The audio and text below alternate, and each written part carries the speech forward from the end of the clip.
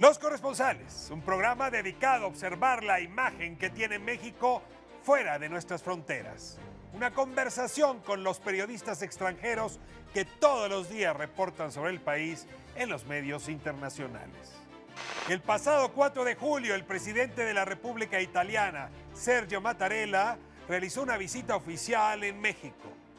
Junto con el primer ministro, Matteo Renzi, el nuevo binomio del Poder Ejecutivo italiano ha levantado la maltrecha economía del país, recuperando liderazgo que había perdido Roma frente a la Unión Europea. No obstante, el gobierno italiano enfrenta importantes problemas en constante tensión. Al sur, intenta detener el flujo de migrantes que desde el norte de África está cruzando el Mediterráneo. Mientras tanto, en la frontera norte, el gobierno de Austria ha cerrado el paso para los migrantes que buscan llegar al centro de Europa. Al mismo tiempo, dentro de las fronteras italianas, el movimiento euroscéptico 5 Estrellas de Beppe Grillo y el partido de extrema derecha Forza Nuova amenazan juntos políticamente a la coalición de izquierda que encabeza el Partido Democrático. ¿Está Italia plenamente recuperada en términos económicos? ¿Cuenta con la suficiente estabilidad como para hacer frente a la crisis migratoria en Europa? ¿Es el gobierno de Renzi y de Sergio Mattarella un contrapeso de izquierda importante en el concierto europeo? Para responder a estas interrogantes, hoy hemos invitado a Máximo Barciza, corresponsal en México del periódico Punto de Encuentro. Soy Ricardo Rafael y esto es Los Corresponsales. Bienvenidos. La compañía alemana Germanwings realizaba el trayecto de Barcelona a Düsseldorf. Y más allá de las largas colas, los consumidores del área metropolitana de Caracas denuncian. Não resistiu aos tiros que levou no peito e na barriga. Signore e signori, con noi il presidente degli Stati Uniti messicani, dottor Enrique Peña Nieto. Creo que la relación entre Italia y México está creciendo, se está consolidando. México está en un proceso de transformación, implementando reformas estructurales. Italia está impulsando justamente lo mismo, en temas como la educación, en temas como la administración pública, en el ámbito fiscal, que por igual México ha impulsado y que son necesarios precisamente para hacerle frente a este clima convulso, volátil, que en lo financiero el mundo nos está presentando, pero que estos cambios estructurales son los que sin duda dan una mayor fortaleza y un mayor blindaje a nuestras naciones. Máximo, muchísimas gracias por acompañarnos en Los Corresponsales esta noche. Vamos a hablar de Italia, está anunciado. Un país que cerró la década pasada con una doble crisis. Crisis económica y crisis política. Silvio Berlusconi no dejó en buen estado la República Italiana. Para conversar o abrir la conversación, Máximo, ¿qué ha pasado con la vida política italiana entre Berlusconi y ahora Mattarella y Renzi? ¿Cómo explicar ese puente de un régimen anterior al nuevo régimen italiano, si lo puedo mencionar así? Bueno, Berlusconi terminó su mandato siendo sustituido por Monti. Empezó, y después de un periodo largo en el poder. 9 años estuvo al frente del poder italiano. Exactamente. La sustitución, evidentemente, el pueblo italiano, Italia, había sufrido. Durante esa época había sufrido a nivel interno, había sufrido a nivel internacional, las finanzas públicas habían llegado a niveles que no se habían visto anteriormente en Italia. La imagen de Italia en el mundo estaba bastante devaluada y la llegada de Monti como un nuevo jefe de gobierno muy técnico, evidentemente como que empezó a sentar las bases para un cambio, aunque su permanencia en el gobierno no fue muy larga. Hablaremos de eso después y de la estructura que así lo provoca. pero se empezó a ver una especie de nueva imagen, de nuevas ganas de querer hacer las cosas de otra forma. Italia ha tenido periodos de mucha estabilidad, decíamos Berlusconi 9 años, pero también de mucha inestabilidad. Parece que el Partido Democrático, con Renzi en la primera magistratura, con Mattarella en la presidencia, en este binomio, decía yo hace un momento, empieza a asentar las cosas. Se ve una recuperación económica y mejor confianza política de los italianos hacia su gobierno y de la Unión Europea hacia el gobierno italiano también. A ver, ¿quiénes son estos personajes? Renzi es un político muy joven, pero pareciera muy experimentado. Mattarella es un hombre grande, pero tiene el empuje de un joven. ¿Cómo se junta este binomio, este doble liderazgo? Renzi llegó al poder después de haber sido alcalde de Florencia y de haber tenido un enorme éxito político en un lapso bastante breve. Su juventud, su ímpetu le provocó... ¿A qué edad fue alcalde de Florencia? ¿35 años? No sé exactamente, pero sí debe de ser en sus primeros años 30. ¿no?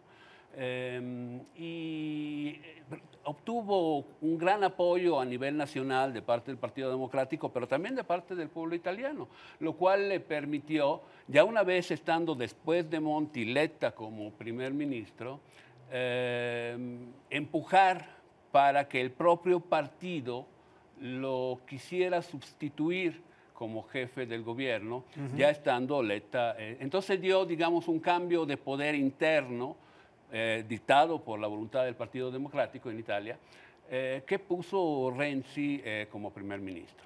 Es decir, Letta era el primer ministro del Partido Democrático, hay cambios dentro del Partido Democrático, el líder del partido en Italia se vuelve en ese momento el primer ministro y por eso llega Renzi.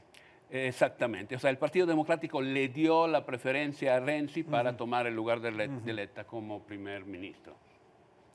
Poco después de que eso sucedió, terminó el periodo presidencial de Napolitano y había que elegir un nuevo presidente de la República.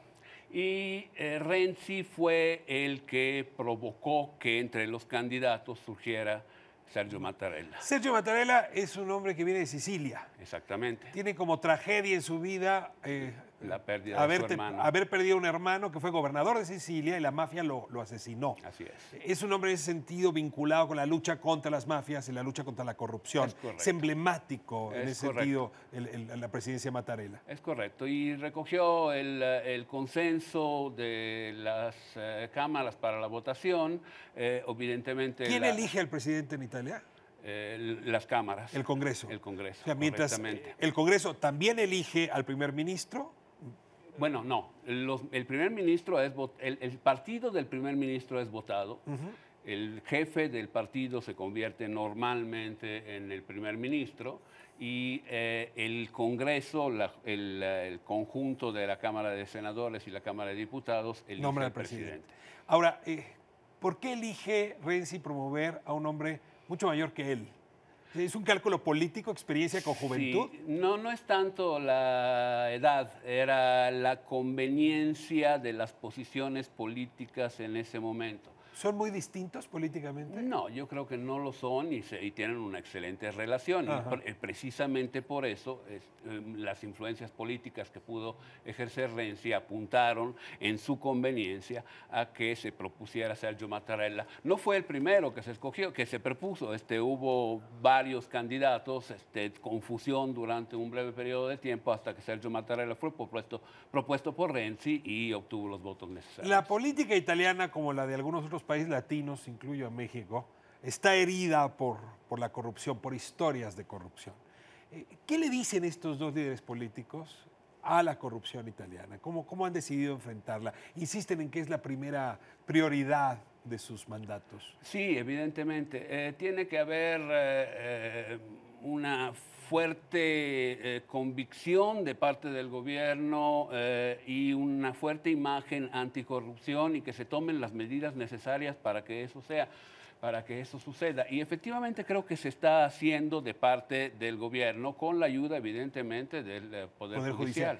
Y bueno, se están tomando las medidas necesarias para enfrentar este problema y también con alianzas, por ejemplo, con otros países, entre ellos México. El gran desafío que enfrenta en este momento Italia, porque la parte económica está resuelta, en materia de corrupción se está avanzando, es el de la ola migratoria. Su presencia en el Mediterráneo hace que Italia sea un puerto de entrada justamente para la migración libia y de otros países. Ha habido tragedias enormes, niños incluso que han fallecido en el intento por llegar no acompañados a Italia. Y del otro lado, decía hace un momento, tenemos a Austria cerrándole la puerta a la frontera italiana para que no se le vayan a colar también migrantes, lo cual está generando muchas tensiones. A ver, la crisis migratoria y el gobierno italiano, ¿dónde ponemos la discusión? Bueno, antes que nada quisiera aclarar que el problema económico italiano no está resuelto. Está en vías de solución y está mejorando. El país ya ha retomado el camino del crecimiento muy lentamente, mucho más lentamente. Grecia. Sí, está mejor que Grecia y está, vaya, desde el punto de vista de las cifras, evidentemente peor que México. Italia está creciendo un poquito arriba del 1% y ya son cifras que provocan mucha satisfacción. A nivel de migración, estamos hablando de un problema en donde Italia sí es protagonista por ser uno de los puertos y puntos de entrada en Europa, pero que es un problema que atañe a toda Europa. Y hay posiciones diferentes en Europa, definitivamente. Hay posiciones de construir muros, paredes, prohibir la entrada de los migrantes, utilizando técnicas y políticas más o menos aceptadas o decentes u ortodoxas, y políticas como las que propone Italia, en donde no, y Renzi lo dijo claramente cuando estuvo aquí en México, no tengamos miedo, no le tengamos miedo al prójimo. El prójimo es diferente a nosotros, tiene un color de piel diferente, tiene costumbres diferentes, pero eso no quiere decir que nos venga a atacar o a hacer daño. Entonces tenemos que tener una política en donde podamos irlos absorbiendo o deteniendo, pero con sentido humano. Con sentido humano. Tienes dos fuerzas extremas que no comparten esta idea de tolerancia o incluso de encuentro con el prójimo. Me refiero de un lado a Beppe Grillo, pues especie de payaso que se volvió político muy importante en Italia, y del otro lado la Fuerza Nueva, que desde la derecha también está empujando, pues en un tono más Trump que Renzi. ¿Qué tanto arraigo tienen estas fuerzas extremas y qué tanta posibilidad hay de que en algún momento una de estas fuerzas llegara a tomar control sobre el gobierno italiano? Italia no ha sido un país acostumbrado a cambiar, y mucho menos en tan poco tiempo. El gobierno de Renzi ha propuesto y ha implementado políticas, reformas, nuevas maneras de ver las cosas, una reforma constitucional que se votará en octubre. Evidentemente provoca resistencia. Provoca resistencia desde el punto de vista de los grupos políticos que están de alguna manera en el poder, y también provoca resistencia y extrañeza entre muchos de los italianos de la calle, que no están acostumbrados a ver que el país cambie tan rápidamente. Ven a Renzi como un joven que está llevando la máquina a marchas forzadas, demasiado rápido. Y que está tomando muchos riesgos que quién sabe si vayan a tener un éxito positivo. Entonces, evidentemente sí hay una natural tendencia a no querer seguir por lo menos tan rápidamente todo lo que Renzi está proponiendo. De ahí que estas dos fuerzas políticas que de alguna manera se encabezan y representan estas ideas a nivel italiano. ¿Cuánto pesan electoralmente entre las dos juntas? No... alrededor del 25-30%, me imagino. O sea, 10-12% cada una en los extremos del espectro. No, yo creo que más 20% el movimiento 5 estrellas y la otra parte con porcentajes más bajos, ¿no? Contra, teóricamente, un 40% del Partido Democrático. Entonces, no creo que en el corto plazo pueda haber digamos... que bascule en contra del Partido Democrático. Un grande cambio en ese sentido. Pero evidentemente sí mueven las aguas, mueven y vaya, por ejemplo, han provocado incertidumbre sobre el éxito del referéndum de octubre, y Renzi ha dicho claramente que en caso de que el referéndum de octubre, la reforma constitucional que limita mucho el poder del Senado, prácticamente va a hacer que Italia salga de este bicameralismo perfecto que tiene México también. En caso de que no salga a su favor, Renzi renunciaría. Y eso sí podría ser un cambio doloroso para Italia. Muchísimas gracias. Es un honor haberte tenido aquí en Los Corresponsales. Nos vemos próxima semana en este espejo que nos permite mirar los problemas de México en la escena internacional y entenderlos con mayor agudeza. Nos vemos, Canal 13, próximo viernes.